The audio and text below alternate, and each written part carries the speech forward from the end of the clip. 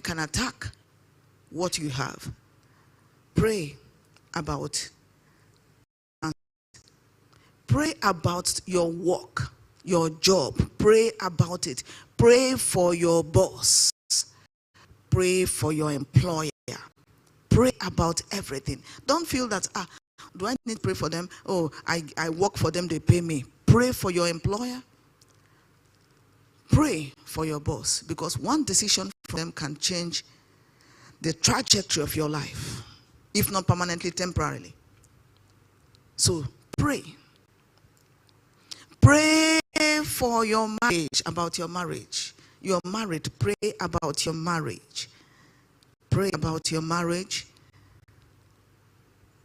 Pray about your marriage. Because it can come to attack. That's why you have to pray. About your marriage. Pray about your sexual life. Everything can be covered in prayer. There are people who have come up suddenly. Couples, or they say they don't love their husbands anymore. Or they don't love their wife. They say the love is gone. The marriage has been attacked. You don't just allow. You say, why should I remember what I've sacrificed for this man? I've given my best. Why should he do this? Why should he do this to me? Your marriage is under attack. You no longer feel anything for your spouse. Pray about it. You know, I mentioned the other day the law of degeneration. Everything degenerates. At the initial, when anything is born, when anything is new, that is where it is at its peak, the best. Anything born or anything new in your life is best at that. The best position it is as it is born, or when it begins, at the beginning. As you go on, the law of degeneration sets in. Now, this law of degeneration is not just in the physical, I mean in the spiritual. There is a law of degeneration, and that law of degeneration came about by reason of the fall. So it's always there. So what do? You use prayer to maintain. For instance, you bought a brand new car right now. This car is brand new, not Tokumbo. Brand new car. The car is at its best. As you begin to use the car, by virtue of wear and tear, it begins to degenerate. Are you listening? And if you decide that you're not going to maintain this car, you're going to drive it, what happens? Time will come, the car will pack up. But if you maintain the car, you use it longer. So prayer is for maintenance. You maintain anything new that came into your life. Anything you're starting in your life, you maintain it with prayer. It is only prayer that will make that thing look as new as it was in the beginning. So pray about everything. I've seen a lot of marriages, and when it's happening, I'll know that this is a satanic attack. But you can't tell the people, oh, I don't love my husband anymore. No. A man, he went for a program, went out conquering, went having crusades for the Lord, delivering souls. He said witches were set free, delivered, so he devastated the kingdom of the enemy. And by the time he came home, there was a satanic counterattack. And how did it happen? He said as he came, he saw his wife. He didn't like her anymore. He said he didn't like his wife anymore. And the wife of this man of God is so beautiful. So if it's beauty, he said he didn't like his wife anymore. He said, but he didn't say anything to her. He didn't act anything. He didn't say any word to anybody. He said, this is strange. He said her presence was irritating him. So he started praying. He didn't say a word. He started praying. He stayed in the place of prayer. See, when you're facing something you don't know what to do about it, just pray. Don't stop praying until there is a release. So he said he kept praying. And as he said he kept praying, the love returned. It was a counterattack. Satan was looking for how to get him. He has looked for, how do I get this man? Maybe they use women, it didn't work. They use this one, it didn't work. They use, try to go through different places to use his life. The devil can use people close to you, or don't you know? Use his wife, it didn't. So they tried. It's okay. Let's go another way. They tried to attack the marriage. See, as long as you're in this plane, living as man, Satan can still attack. You know, we're in a fight. And in the fight, like we already know, we have the victory. But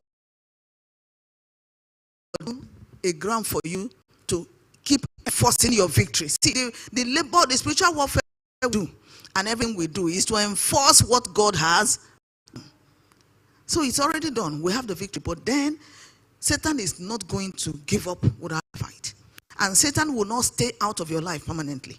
He will keep coming back. If him to, don't worry, he will come back the next. That's how it will be. That's how it will be. Oh, even if you're so spiritual, Satan will still look for your way. So no, see, we're in a fight. So you just, the earlier you know it, the better. So that you'll be in fighting mode all the time. That's why the Bible gave us in Ephesians, giving us the armor of God to put on at all times. Because you would say, okay, I've defeated him now. No, he's not gone. So you pray about everything. Pray about your children. Pray for your children, rather. Pray for your church. Pray for your church. Pray for your church. That the church you once loved, Satan can attack you. You begin to hate the church you once loved. Because you know what happens? You're not paying. When you pray for your church, God will keep you well positioned. Satan can attack you through enemies. He wants to attack your destiny. He's looking how to do it. He's not finding inroad or obstruct from every angle. Suddenly he can launch an attack against you and begin to hate your church. You don't like your pastor. Oh, you just want to get out of this place. And all he's doing, just let me bring them out. Let me just bring him out. Let me bring her out. That's all the devil is going for. And once he has you out, he will go all out. Pray for mercy. Pray for help. Pray for help. Pray for the government. Please, I know that Nigeria is the way it is. This nation is missed because of prayers.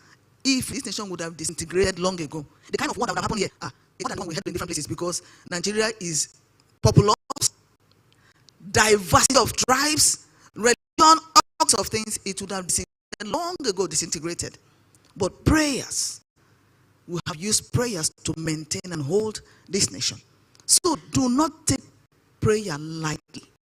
Do everything by prayer. When you pray, you expect certain things. The things you expect by praying. Don't take anything lightly. Don't take it lightly. Any little prayer. Luke 21 verse 30. There are things you expect by praying. Luke 21 verse 36. Luke 21 verse 36.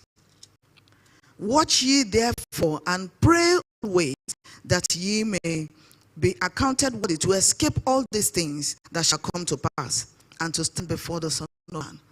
There are things you pray. Prayer will make it happen. Prayer will make it not come close to you. So decide to pray about everything from today.